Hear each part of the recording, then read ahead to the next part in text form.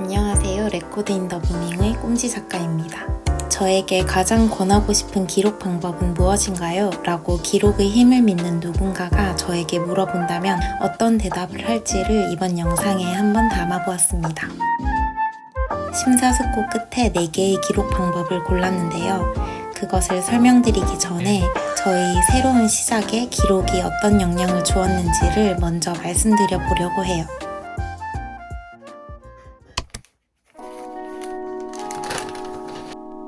좋아하는 일로 돈을 벌겠다는 포부를 가지고 회사를 그만두게 됩니다.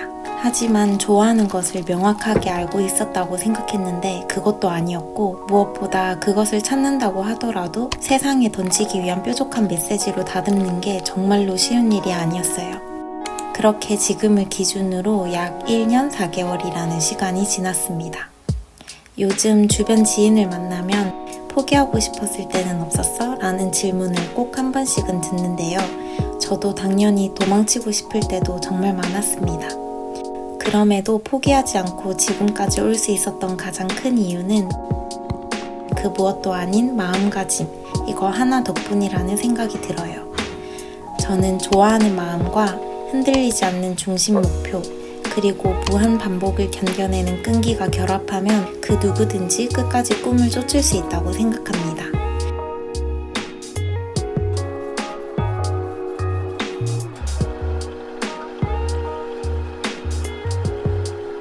그리고 저의 경우에는 위의 3가지를 결합하는데 기록의 힘을 참 많이 받았어요. 지금은 더 다양한 종류의 기록을 하고 있지만 오늘은 그 중에서 지금 시점에서 가장 중요하다고 생각되는 4가지의 기록법을 소개드려 보려고 합니다.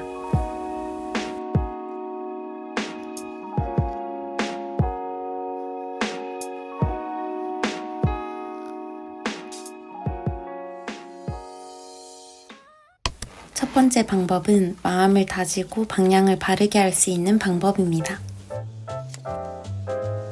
미라클 모닝 책에서 처음 발견했던 시각화의 개념은 마치 내가 목표를 이룬 것처럼 생생하게 떠올려 보는 것이었는데요. 저는 개인적으로 머릿속으로 상상을 한다기보다는 글로 적는 게 더 크게 와닿았습니다. 그래서 저는 매일 아침에 다이어리를 펼치고 저희 최종 목표가 담긴 시각화 문장을 반복해서 적었습니다. 그저 적는 행위가 도대체 무슨 변화를 주냐라고 하실 수 있지만 저는 단 하나는 꼭 보장할 수 있을 것 같아요. 바로 그건 중도 포기를 하지 않게 됩니다.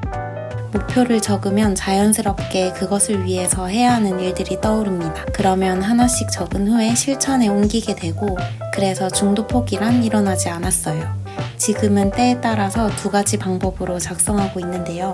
첫 번째는 가까운 미래에 대한 목표를 수치화해서 적어둡니다. 이 방법은 현실적으로 월간 목표를 관리할 수 있어요. 두 번째 방법은 먼 미래에 대한 목표를 추상적으로 적는 것인데요. 장기적으로 이루고자 하는 목표에 대한 키워드, 소신, 가치를 적어보면서 지금 하고 있는 일들이 이 방향을 위한 것인지 돌아볼 수 있습니다.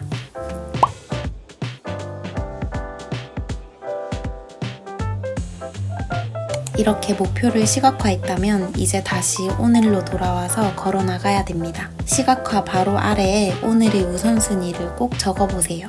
방금 적은 시각화 내용을 이루기 위해서 오늘 무슨 일이 있어도 꼭 실천해야 하는 것을 적어두는 겁니다.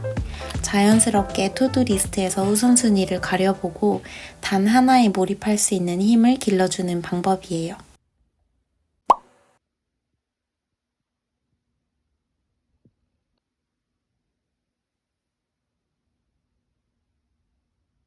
두 번째 방법은 책을 발판 삼아서 글을 쓰는 것입니다. 저는 글을 쓰는 게 그 무엇보다도 자신의 내면을 깊게 들여다볼 수 있는 방법이라고 생각합니다. 글을 쓰는 과정에서 묻어뒀던 나의 감정이나 덮어뒀던 가치관이 문장으로 표현되는데요. 저 같은 경우에도 옛날 독서 노트를 다시 읽어보면 다양한 이야기들이 결국에는 비슷한 한 메시지로 연결되더라고요.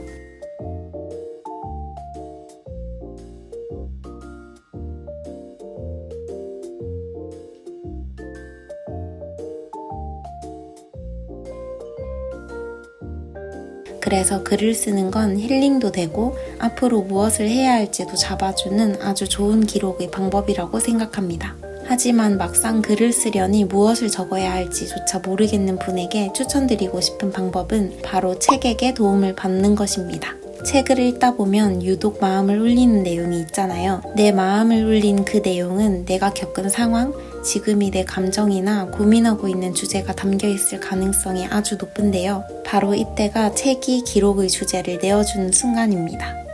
책의 그 내용을 그대로 옮겨 적은 다음에 이어서 그 내용과 관련된 나의 이야기를 적어보세요. 마지막으로 내 삶에 적용할 수 있는 구체적인 행동까지 떠올려 본다면 그저 옮겨 적는 일반적인 글이 아니라 나의 철학이 담긴 수준 높은 글이 만들어질 수 있습니다. 저는 이 글쓰기 방법으로 제가 앞으로 어떻게 나아가야 할지 많은 힌트를 얻을 수 있었어요.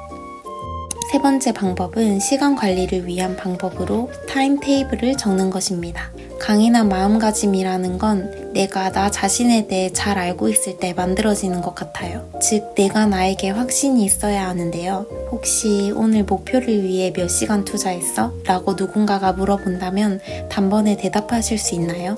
타임테이블을 작성한다면 나 오전에 3시간 정도는 글을 썼고 오후에 5시간은 다음 컨텐츠 제작했어 라고 눈 감고도 이야기할 수 있습니다. 타임테이블은 하루의 시간 순으로 무엇을 했는지 빼곡히 기록하는 방법인데요.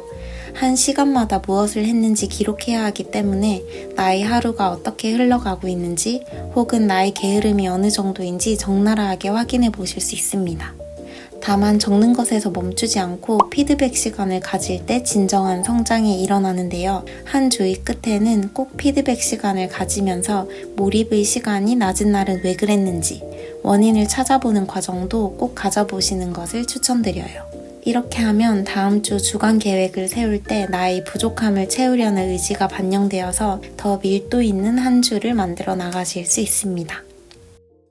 마지막으로 네 번째 방법은 거꾸로 찾아보는 지금의 할 일입니다. 이 방법은 베스트셀러 원싱이라는 책에서 나온 방법인데요. 이 책에는 현재에 근거한 목표 설정으로 나와 있는데 저는 거꾸로 찾아보는 지금의 할 일이라고 표현해 봤어요. 이건 매일 작성할 필요는 없고 그래도 달에 한 번씩 혹은 2주에 한 번씩은 주기적으로 작성해 보면 좋을 것 같아서 들고 왔습니다. 이 방법은 러시아 마트료시카 인형처럼 가장 큰 최종의 목표 안에 5년의 목표가 들어있고 또 안에는 1년의 목표가 들어있고 이런 식으로 지금의 목표까지 이어진 가장 작은 인형을 찾는 방법인데요. 최종 목표를 달성하기 위해 지금 당장 할 수 있는 단 하나는 무엇인가? 라는 질문으로 지금의 할 일을 찾는 것보다 훨씬 효과적인 방법이 되어줍니다. 지금 당장이라는 순간은 먼 미래와 너무 동떨어져 있어서 우선순위를 제대로 파악할 수 없다고 책에서도 말하는데요. 저도 이 방법으로 요즘도 자주 방향성을 잡고 우선순위를 파악하고 있어요. 무엇보다 최종 목표의 저 끝에서부터 지금 오늘의 목표까지 스스로가 다 알고 있다는 것 자체가 매일의 마음가짐에도 큰 힘이 되어줍니다.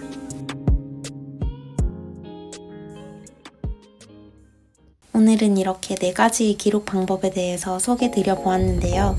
혹시 여러분도 새로운 시작을 앞두고 계신다면 혹은 기록의 힘을 통해서 자아 실현을 꿈꾸고 계신다면 오늘 제가 소개해드린 4가지 방법이 여러분께 도움이 될 수 있었으면 좋겠습니다.